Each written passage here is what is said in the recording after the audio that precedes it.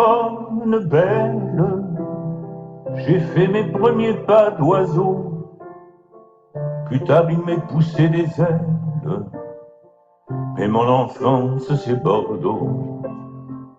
Je t'ai quitté mon Aquitaine, pour finir mon enfance ailleurs, loin des regards de tes persiennes et de mes crayons de couleur. Papa m'emmenait à bicyclette. Bien, bonjour les premières. Petit hommage à la capitale de la Nouvelle-Aquitaine, la ville sur laquelle vous deviez travailler pour aujourd'hui. Donc Bordeaux avec cette chanson de Serge Lama, un célèbre chanteur français, du moins que doivent connaître vos parents, peut-être vous un petit peu moins, qui a rendu hommage à sa ville natale, donc à Bordeaux à travers cette chanson. Et donc, si nous avons commencé ce cours en chanson, c'est parce que justement, nous travaillons toujours sur la métropolisation, et du moins sur les effets de la métropolisation sur le réseau urbain français. Donc, dans un grand A, nous avons noté déjà que la population française était fortement urbanisée, hein, plus de 90% de la population vivait dans une aire urbaine. Et nous étions dans le grand B, où nous étudions le rayonnement des métropoles françaises qui s'étaient renforcées. Grâce au petit 1, on avait vu l'évolution des structures administratives, hein, donc ce qui avait contribué au renforcement des métropoles françaises, notamment par le biais des lois sur la décentralisation en 1982, puis la création des EPSI en 1999, avec les communautés d'agglomération, puis avec la loi de MAPTAN de 2014, qui montrait la volonté d'adapter l'organisation territoriale française aux nouveaux défis, au premier rang desquels la montée en puissance du phénomène urbain.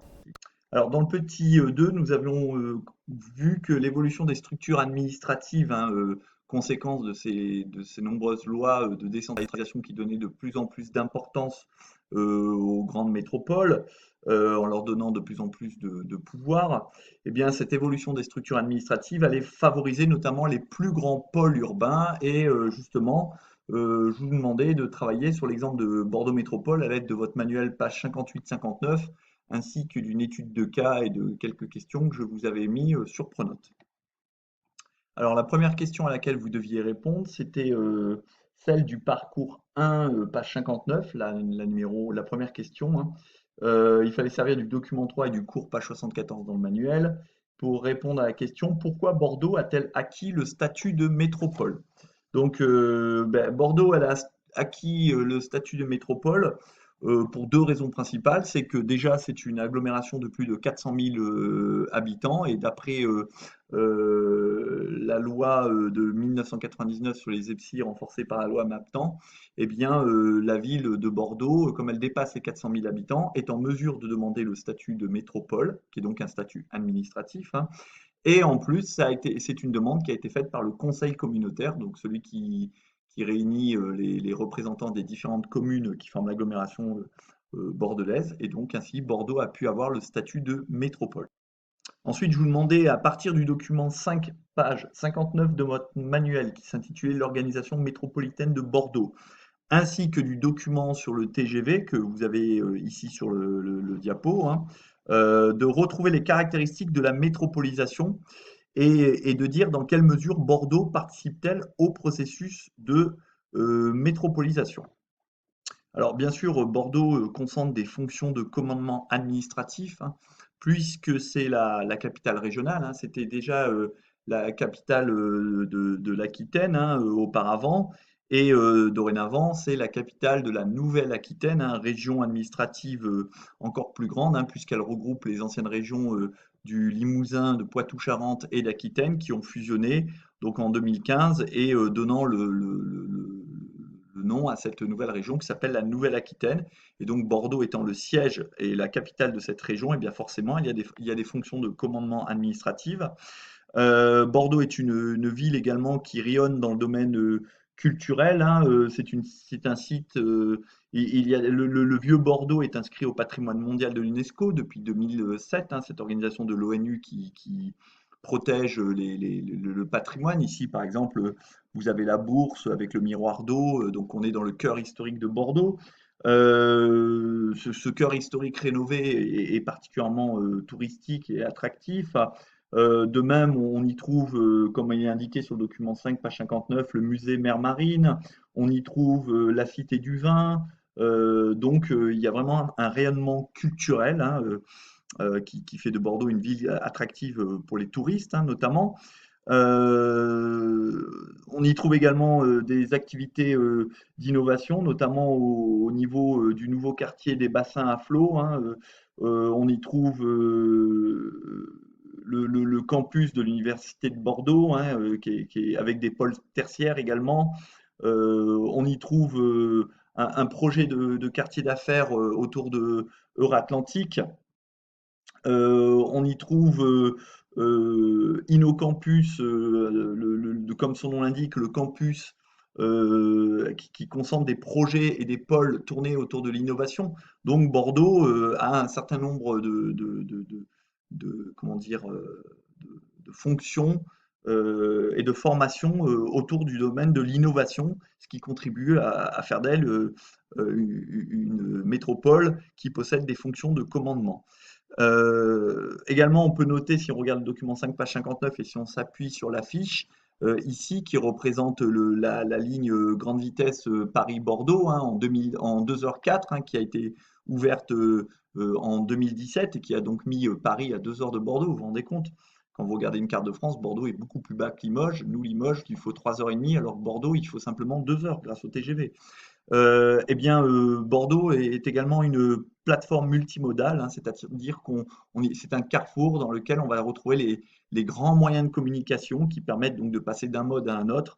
Comme il est indiqué sur la légende de la carte du plan, document 5, page 59, on y trouve donc l'aéroport international de Mérignac, on y trouve la fameuse gare TGV qui accueille notamment la LGV Océane, on y trouve des rocades et des autoroutes, donc c'est vraiment une plateforme multimodale.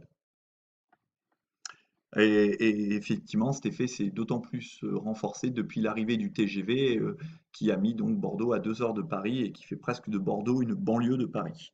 Et d'ailleurs, beaucoup de Bordelais s'en plaignent parce que ça a provoqué notamment un renchérissement des loyers avec l'arrivée de nombreux Parisiens qui viennent s'installer à Bordeaux, qui travaillent à Paris la semaine et qui rentrent chez eux le week-end. Ensuite, à l'aide des documents 2 et 3, page 59, hein, vous deviez expliquer en quoi Bordeaux est une métropole de rang national et non une métropole de rang européen. Alors déjà, si vous observez le document 3, eh bien, il est indiqué que Bordeaux est au huitième rang des métropoles françaises pour les cadres des fonctions métropolitaines, hein. Donc, c'est un rang plutôt modeste, hein, par rapport aux autres grandes métropoles, hein. Vous savez, ces cadres des fonctions métropolitaines, hein, ce sont les chercheurs, les universitaires, les gens qui travaillent dans la finance, les avocats, donc des emplois considérés comme supérieurs. Eh bien, Bordeaux est simplement au huitième rang national, donc un rang modeste.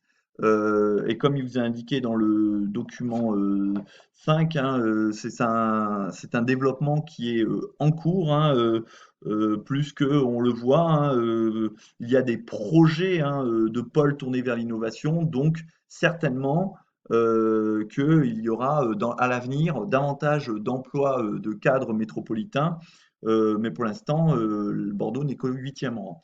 Et je vous invite, hein, regardez bien la légende, il y a marqué le développement en cours des fonctions métropolitaines pour le document 5, page 59, donc les pôles tertiaires, le campus, le quartier des affaires qui est en projet, et également le projet d'InnoCampus. Donc on voit qu'il y a de nombreux projets qui tournent autour d'emplois dans ce qu'on appelle les fonctions métropolitaines.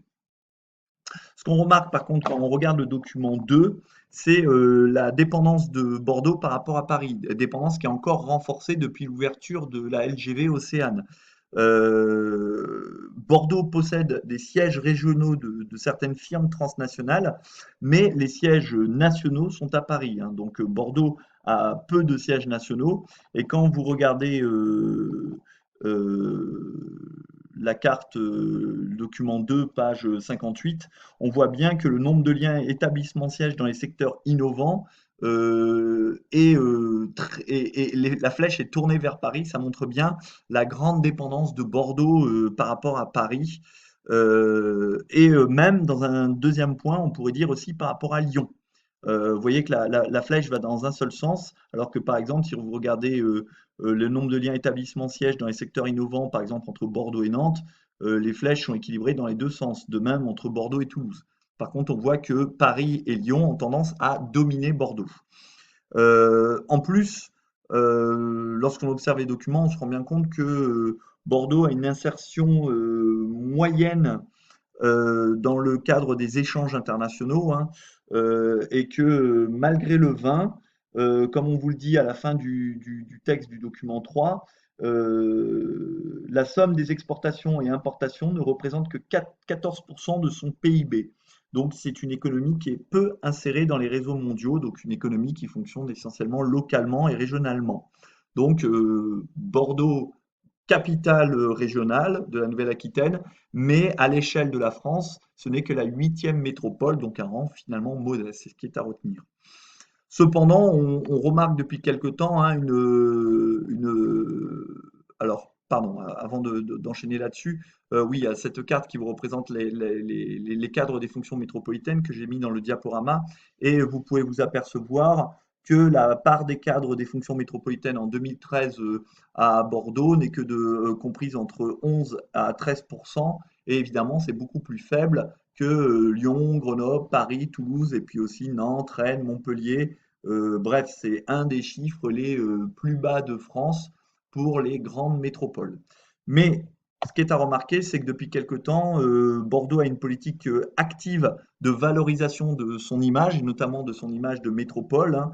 Donc ça va être des sites qui contribuent à ce qu'on appelle le marketing urbain, hein, c'est-à-dire mettre en valeur en fait les points forts de la ville, hein. Donc par exemple le site Oser Bordeaux qui met en valeur la recherche, mais aussi l'architecture, avec ici encore une fois la place de la Bourse Miroir d'eau, la Cité du Vin. Ça va être également des gros chantiers de rénovation urbaine au cœur de Bordeaux, hein. Donc, on réhabilite et on rénove certains quartiers hein, pour les redynamiser.